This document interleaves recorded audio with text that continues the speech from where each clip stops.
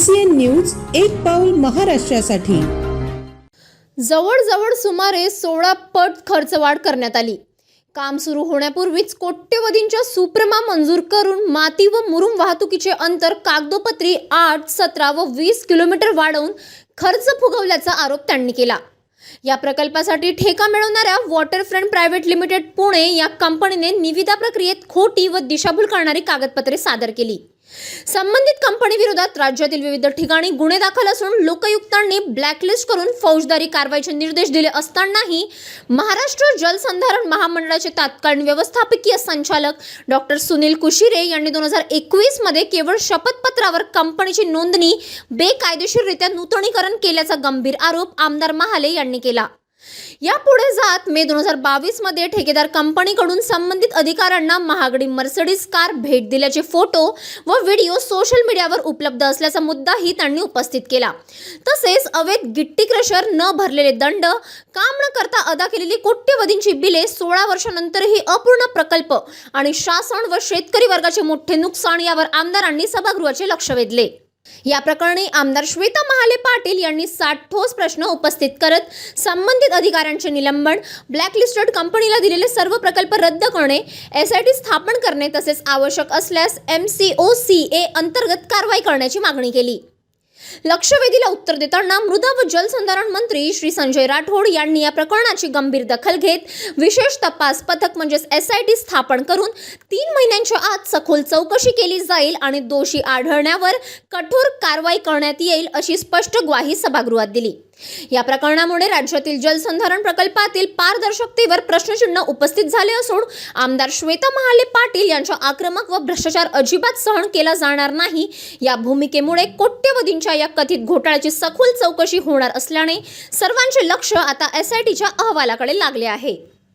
अध्यक्ष महोदय वितरित केल्याप्रमाणे अध्यक्ष महोदय, प्रशासकीय अधिकारी आणि कॉन्ट्रॅक्टर हे संगनमताने कशा पद्धतीने भ्रष्टाचार करू शकतात याचं उत्तम उदाहरण हे आमच्या बुलढाणा जिल्ह्यातील चिखली तालुक्यातील सारंगवाडी संग्रह तलाव याच्या बाबतीत आपल्याला दिसून येईल।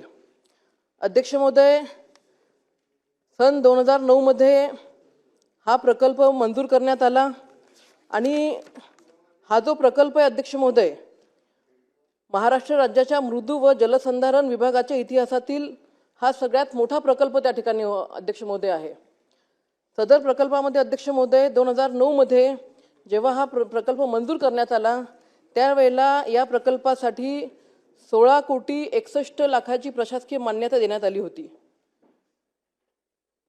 निविदा मिळवताना वॉटरफ्रंट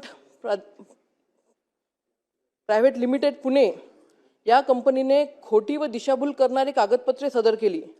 या कंपनी विरुद्ध त्यावेळेला वैभववाडी, चतुशृंगी, गंगाखेड विविध ठिकाणी गंभीर गुन्हे दाखल आहेत। लोकायुक्तांनी कंपनी ब्लॅकलिस्ट करून फौजदारी गुन्हे दाखल करण्याचे निर्देश त्यावेळेला अध्यक्ष महोदय दिले होते।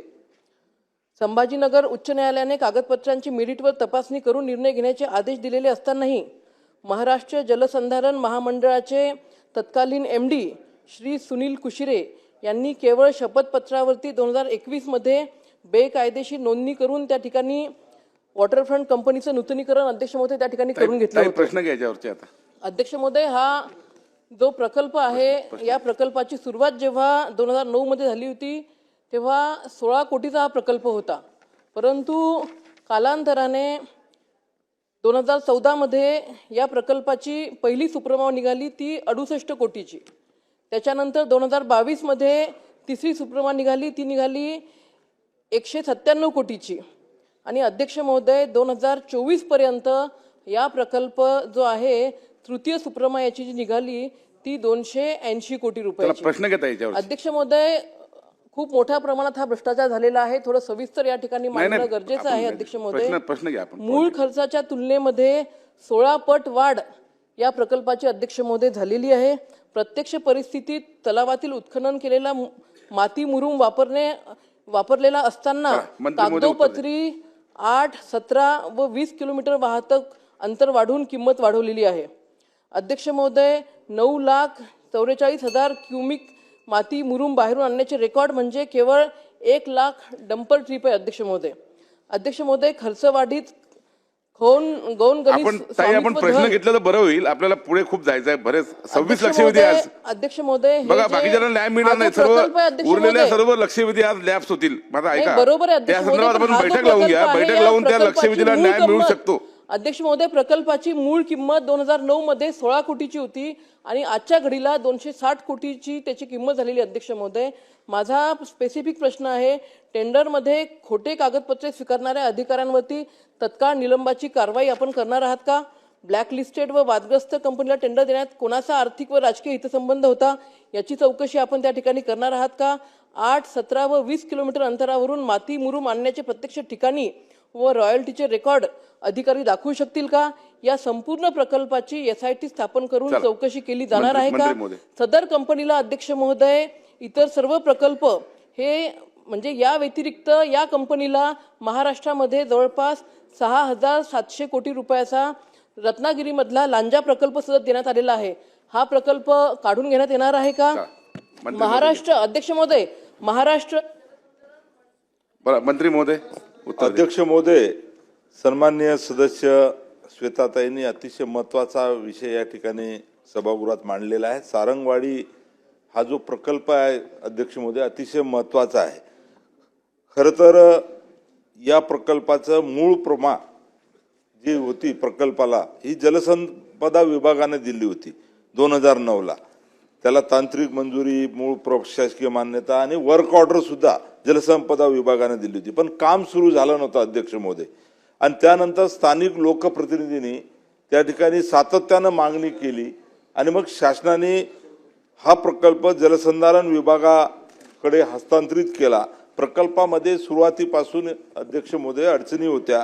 भूपातळ्यात मोठी तफावत होती, क्रॉस सेक्शनचा विषय होता, सांडव्याचा लेवलचा विषय होता, डिझाईनमध्ये बदल झाला होता आणि उच्च कालव्याचं जे काही डिझाईन आहे अशामुळे टेल चॅनलपासून या अनेक गोष्टी आणि त्यामुळे या प्रकल्पाची किंमत नक्कीच वाढलेली आहे.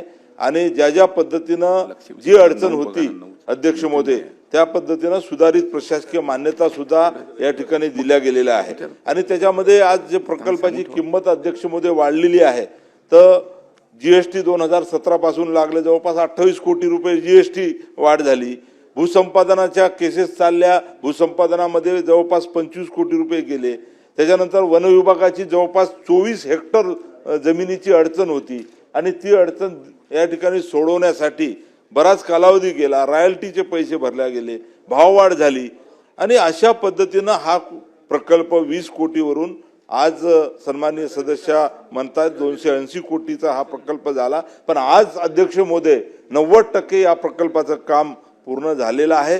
कॉन्ट्रॅक्टरला या ठिकाणी निधी सुद्धा आहे, 200 कोटीचा दिलेला आहे आणि लवकर हा प्रकल्प पूर्ण करण्याच्या दृष्टीनं विभागाचे या ठिकाणी प्रयत्न आहे.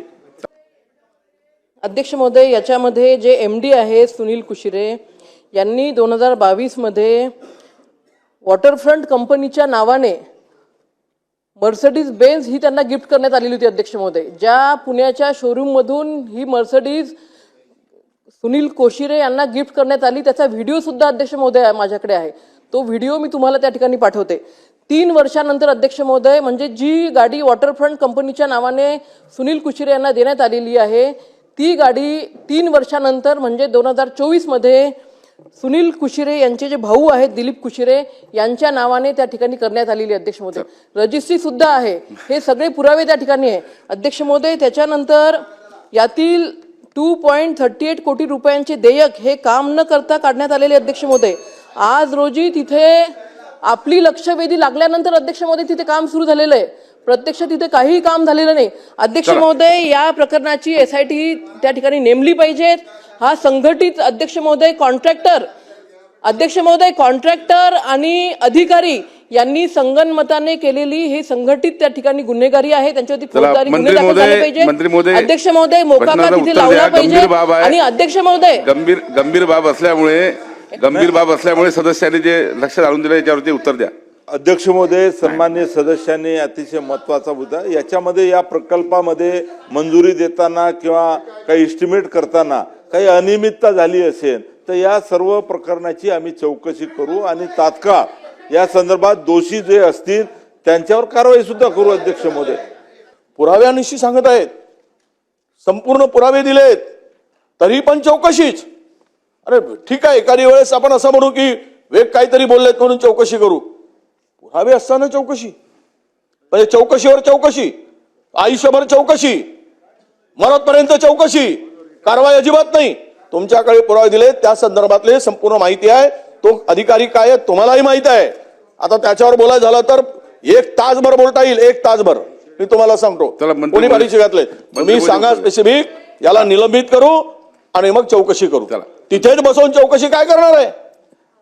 अध्यक्ष महोदय, सन्माननीय सीताताईंनी या ठिकाणी आता सांगितलं की चौकशी केल्यानंतरच कोणत्या अधिकाऱ्यावर कारवाई करणं उचित होईल. परंतु या ठिकाणी सभागृहाची भावना लक्षात घेऊन अध्यक्ष महोदय, सभागृहाची भावना घेऊन आणि असलेले पुरावे घेऊन सीताताईंच्या मागणीनुसार SIT आम्ही नेमू या संदर्भात आणि 3 महिन्यात SITच्या माध्यमातून याची आम्ही चौकशी करू आणि त्याच्यामध्ये जे जे दोषी असतील त्यांना आम्ही निलंबित काय अजून कठोर कारवाई करू. अध्यक्ष